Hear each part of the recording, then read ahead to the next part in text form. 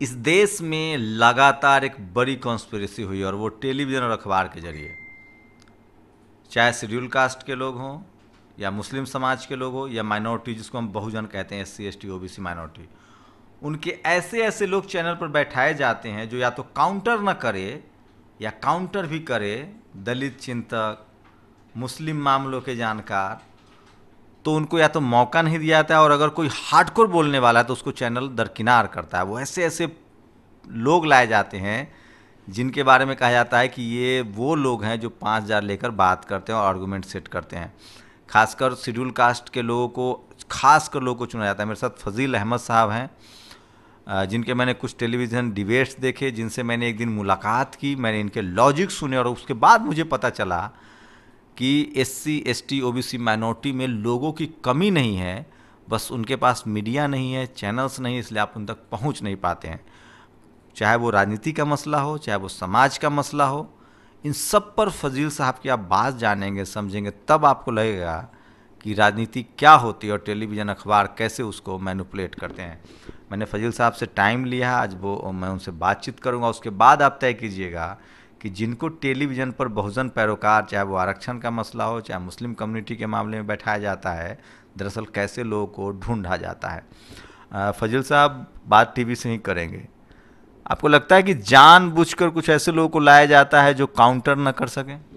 देखिए, मैं पिछले 4 साल से दिल्ली में डिबेट कर रहा हूँ और मैं सभी चैनल्स पर गया। इवन मुझे बड़े बड़े चैनल्स 2 दिन बुलाए, और वो कब बुलाते हैं? हम कहते हैं कि हमसे आप अंतर्राष्ट्रीय विषय, भारत की राजनीतिक संरचना, यहाँ के आर्थिक चीज़ों पर हम अच्छा विचार दे सकते हैं, समझते भी हैं उसको। पुराना 20 साल से हमारा राजनीतिक जीवन है, हम लोग सब कुछ जानते हैं। लेकिन हमें टीवी पे कब बुलाया जाता है? जब मंदिर का शिलान्यास होता है, या मस्जिद गिराई जाती है, या मस्जिद पे कोई फैसला आता है, और वहाँ भी हम लॉजिकल बात कहते हैं तो वो हमारे काट देते हैं। वो लोग हमारा टीवी पर से हटा देते हैं, हमको काउंटर करके दूसरे वक्ता की तरफ चले जाते हैं। जो एंकर होता है, एंकर होता है। हम चाहते हैं कि हमारा व्यूज़ सुनो। आप तोड़ दिए मस्जिद, कोई बात नहीं, हमारे दिल में मस्जिद नहीं टूट सकती, हम मुसलमान हैं, हम घर में भी नमाज़ पढ़ेंगे। ये तो जुल्म है ना, ये जुल्म है। आप किसी घर तोड़ दो, ये तो जुल्म है। अरे उसको घर बना के दो ना, सरकार में हो आप। तो ये टीवी के एंकर्स, हम कहते हैं कि हमको गलवान घाट पे बुलाओ, भारत चाइना मैत्री संबंध जो पिछले 70 साल में हम लोग ने क्या खोया क्या पाया, उस पर बात करो।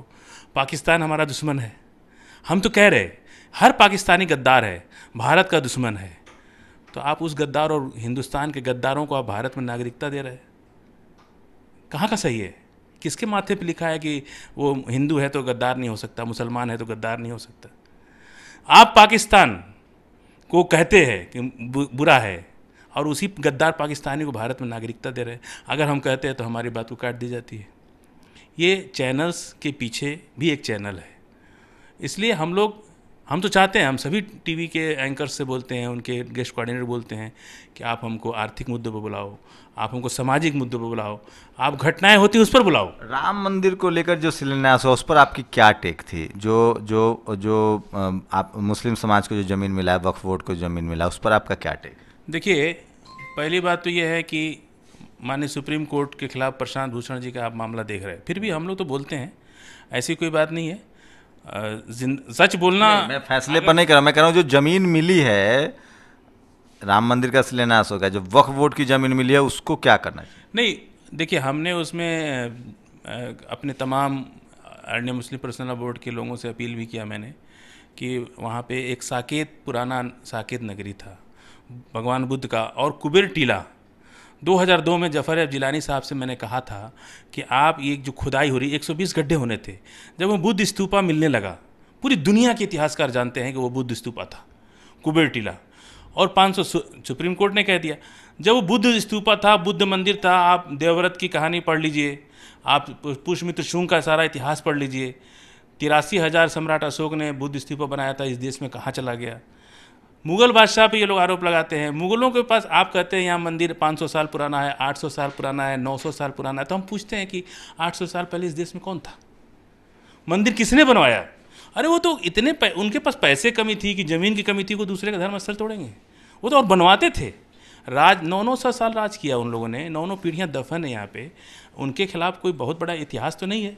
आप ही बता दो ना, आपके अपने इतिहासकार हैं, मनुवादियों इतिहासकार ही लिखते कि बाबर कोई गलत था। राणा सांगा को हराया था, राणा सांगा लेके आया था, इब्राहिम लोधी को हराया था। इब्राहिम लोधी से जब राणा सांगा नहीं निपट पा रहे थे तो राणा सांगा बाबर को पैर पकड़ के लाए कि आप ही इब्राहिम लोधी को हरा सकते हो। और 15,000 सेना लेकर के 1 लाख सेना थी इब्राहिम लोधी की, जिसमें 35,000 हाथियाँ थीं। और इब्राहिम लोधी को शिकस्त दे करके 9 पीढ़ी इस देश में दफन है जिसकी, आप उसको आक्रांता बोलते? हम तो नहीं बोलेंगे आक्रांता, क्योंकि खूबसूरत इतिहास है हमारा। हम उसको आक्रांता कैसे बोलेंगे?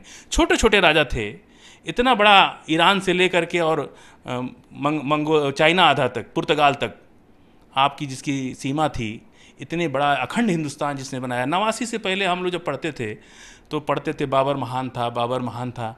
ये 89 के बाद क्या हो गया कि बाबर आक्रांता हो गया? कांग्रेस की क्या चाल है इसके अंदर? भारतीय जनता पार्टी की बाबर के पीछे क्यों पड़े भाई? आप क्यों नहीं आप दूसरे लोगों की बात करते जो इतना जुल्म किए? स्पार्टा का जितने भी ऐसे बहुत से राजा हुए जिनका आप लोग कैसे निपटेंगे? पहले शेड्यूल कास्ट, ओबीसी, इनको अछूत बना के रखा गया, अब मुसलमानों को भी अछूत बना दिया गया है, अनटचेबिलिटी जैसी हालत कर दी गई। मैं अब वो बात मेरी अधूरी रह गई। हमने अपने मुस्लिम नेताओं से बात किया और आगे बात चल रही है मेरी।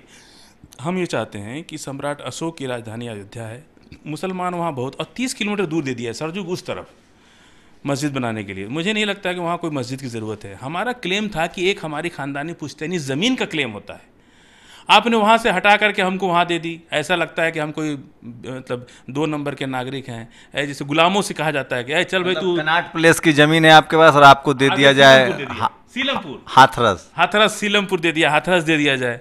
तो हम तो भैया कनाट प्लेस के मालिक थे, आपने हमको हाथरस का मालिक बना दिया।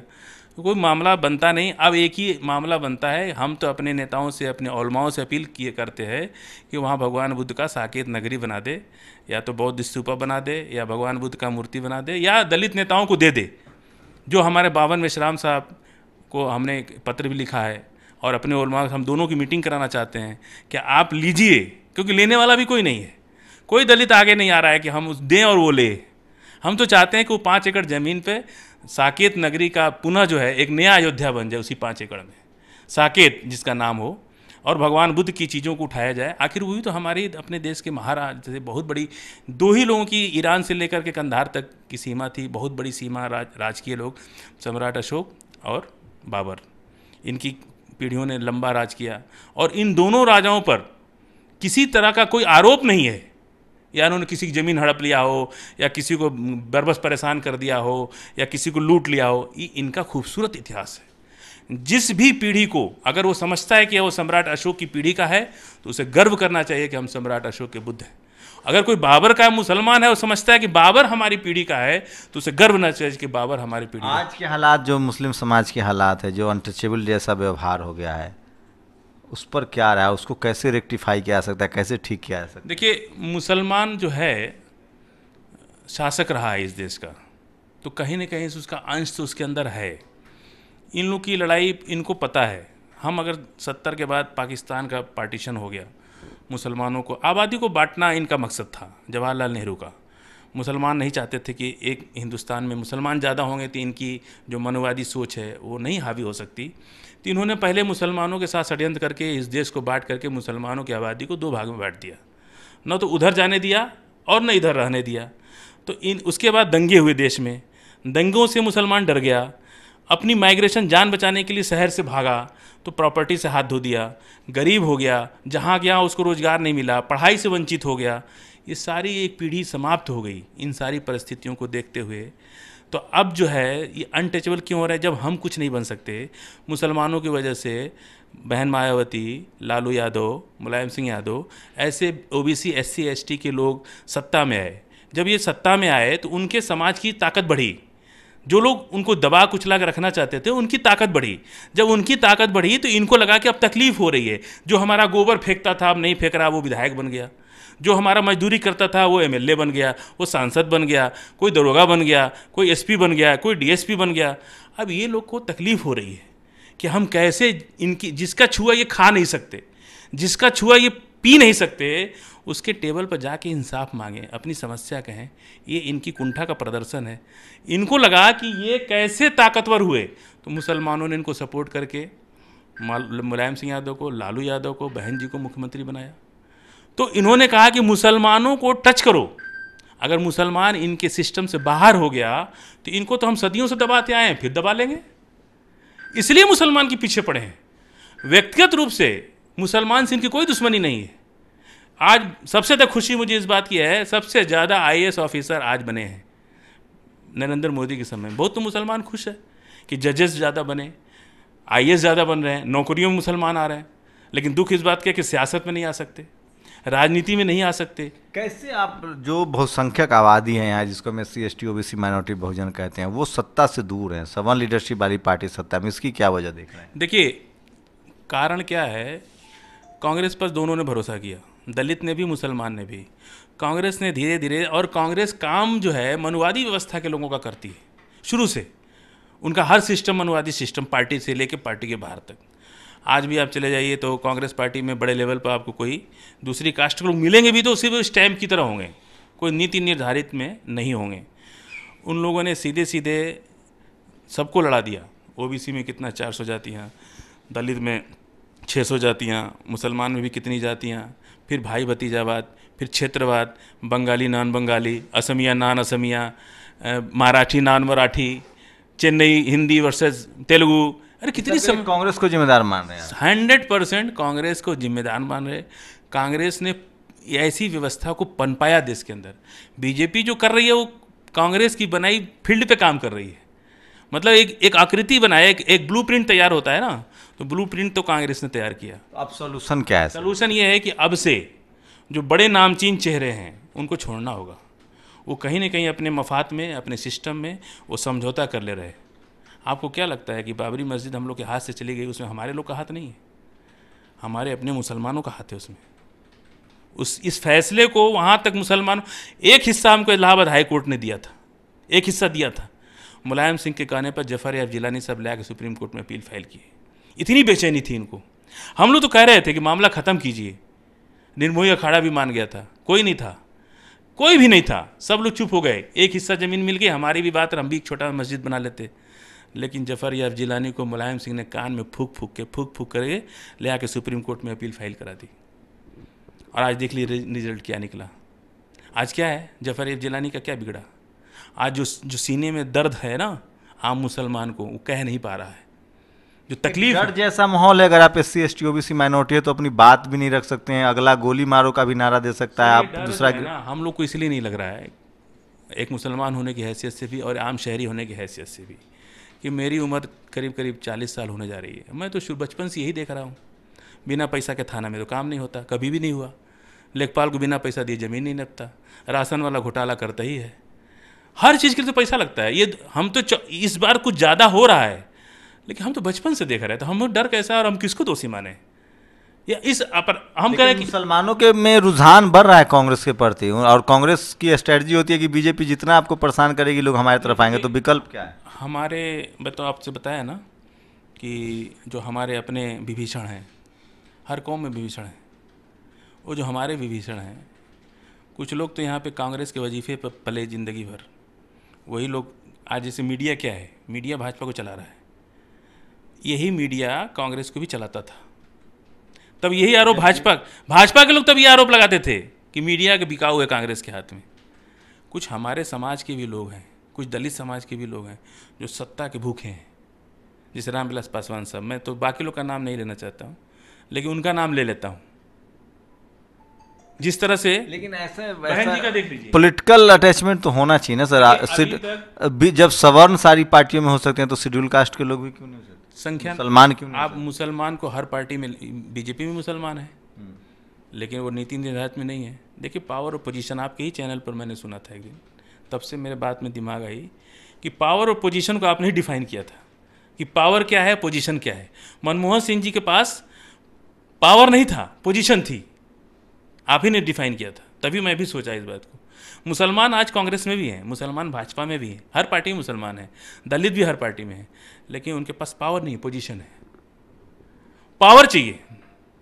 हम कितनी पार्टियों में हम नहीं जाते हैं, हम पूछते हैं पावर दोगे?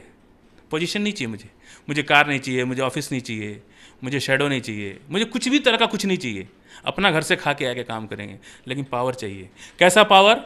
जहाँ एक इस देश के अंदर चप्पल देख के इंसाफ मिलता है।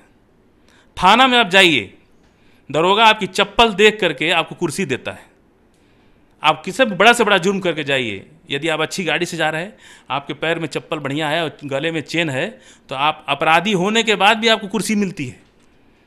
और जिसके पास पैर में फटा चप्पल है, गंदा है, मचैला कपड़ा पहना है, बदबू आ रही है, गरीब दिखता है, उसके साथ अगर अन्याय भी होता है तो दरोगा बैठालना तो दूर, उसको पूछता भी नहीं। अगर दलित, मुसलमान या पिछड़ा बहुत अमीर है तो उसको न्याय मिल जाएगा? देखिए, नहीं मिलता है, उसको भी न्याय नहीं मिलता है। मैंने मर्सिडीज़ गाड़ी से दिल्ली में बेचते होते देखा है लोगों को 100 रुपये के लिए।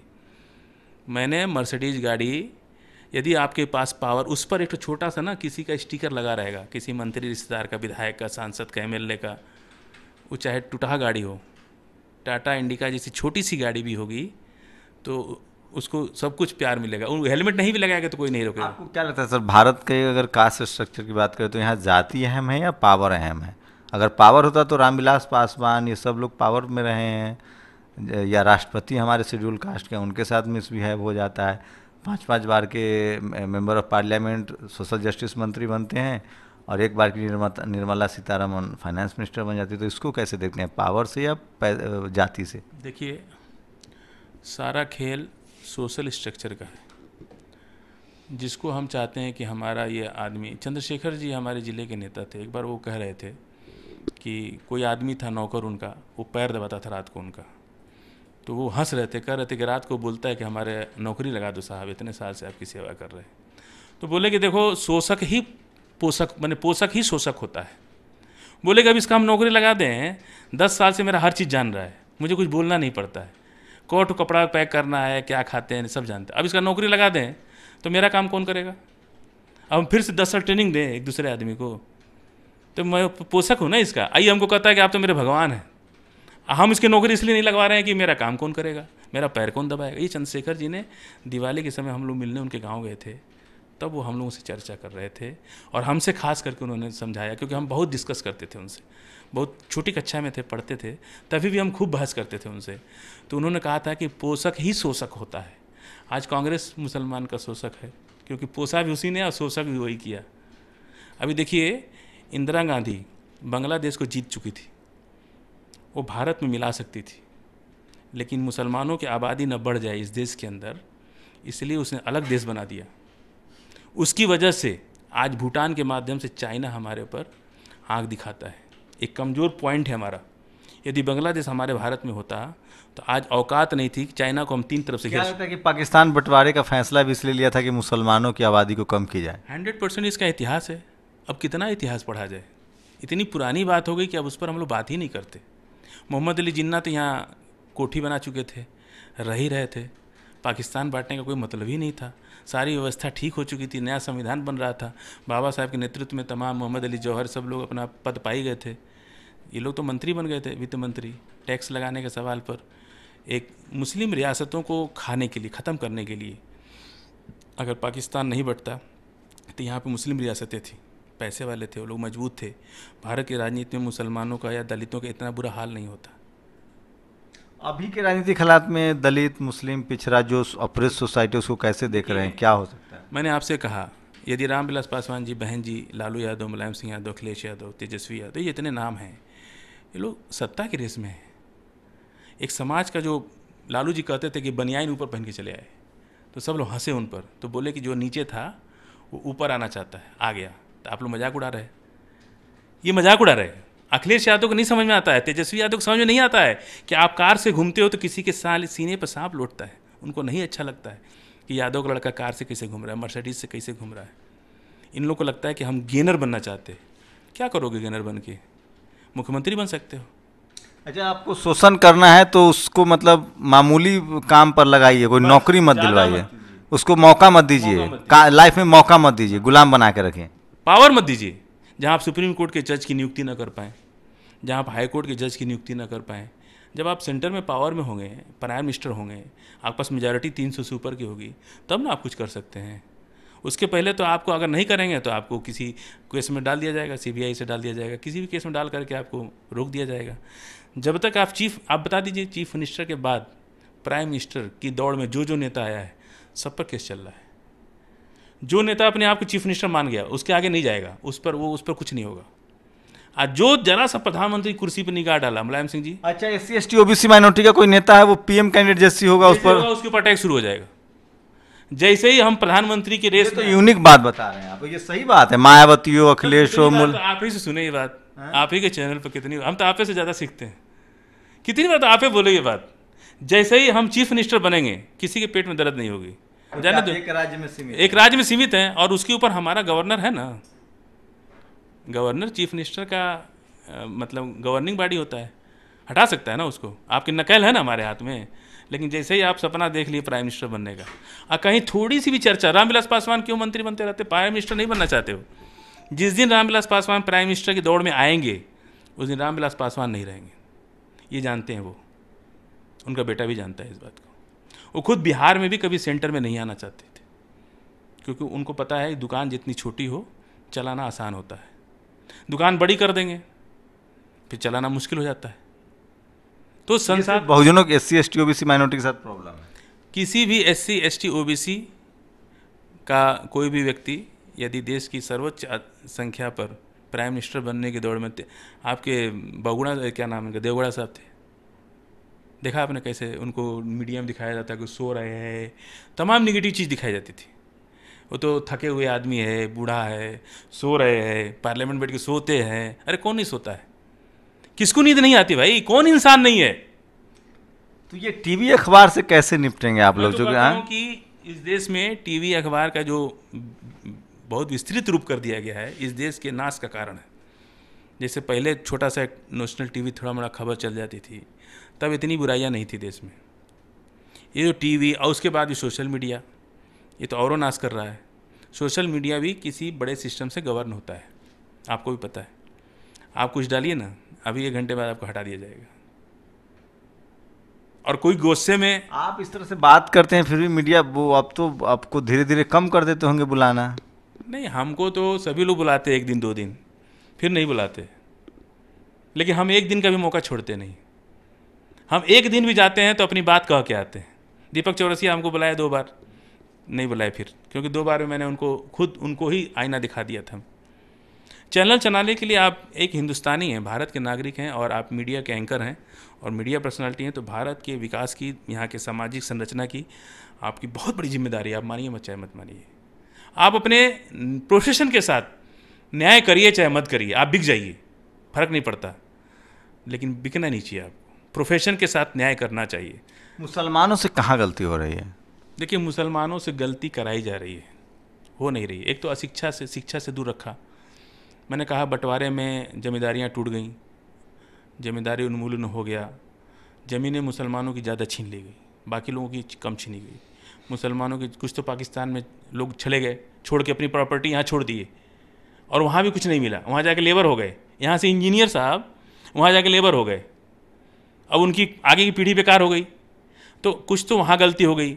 उसके बाद इतने डरे सहमे थे कि जब वो, जैसे दिल्ली में करोड़ों की प्रॉपर्टी उसके पास है, और जाके बिजनौर में अपनी जान बचा लिया दंगे की वजह से, वहीं जा कर के उसकी एक दादा परदादा कोई मर गया, तो उसके बच्चे तो पता ही नहीं कि हमारी दिल्ली में करोड़ों की ज़मीन है, मजदूर बन गया, पढ़ाई से वंचित हो गया।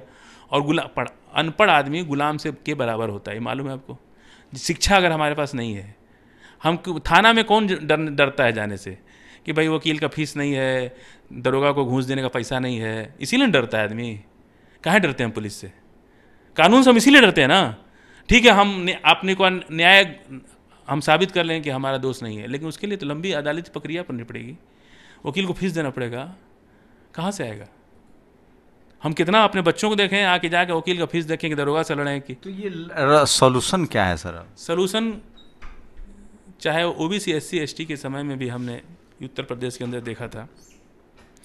बेईमानी, हम अगर चीफ मिनिस्टर वही बनते हैं कम से कम, तो सामाजिक परिवर्तन, आज़ादी के बाद से जमींदारी उन्मूलन अधिनियम सही से लागू नहीं हुआ। ज़मीनें ली गई लेकिन सबको दी नहीं गई। SC ST के पास ज़मीनें नहीं है, OBC के बहुत सी जातियों के पास ज़मीन नहीं है, घर बनाने को ज़मीन नहीं है।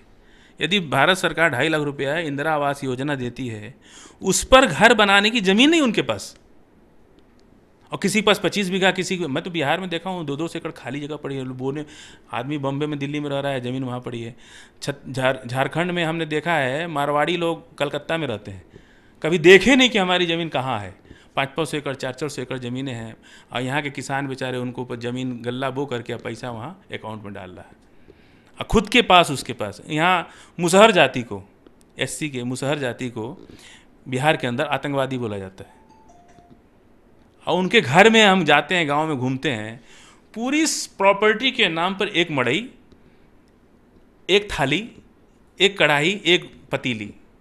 इवन अगर एक आदमी खाना खाता है, वो खाना खा के अपनी थाली को धोता है, तब दूसरा आदमी खाना खाता है उसमें। ये है देश की अर्थव्यवस्था। क्या जिसके पास 500 एकड़ ज़मीन है, जमींदारी उन्मूलन अधिनियम लगना चाहिए देश के अंदर। जब नोटबंदी हो सकती है रात को 12 बजे, ज़मीनबंदी भी कीजिए और सबको ज़मीन बराबर दीजिए। कहाँ गलती हुई है? बहुजन नेताओं को भी तो मौका मिला है CM बनने का, PM बनने का भी। देखिए, बुजुर्ग लोग हैं, अब दुनिया से जा चुके हैं, उनके बारे में अब चर्चा करना बेकार है।